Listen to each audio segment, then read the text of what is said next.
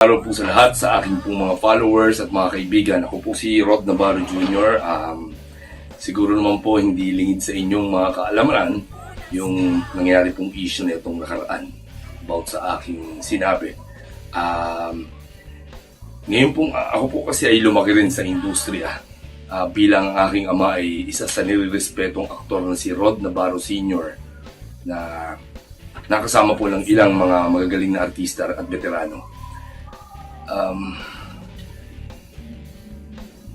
Ako po ay may schedule today na press conference.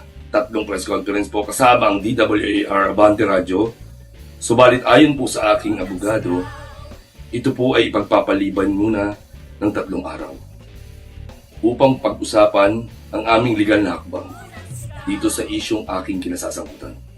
Nagpapasalamat po ako sa lahat po ng sumusuporta at nakakaunawa. Mamahal po, Rod Navarro Jr. po muli.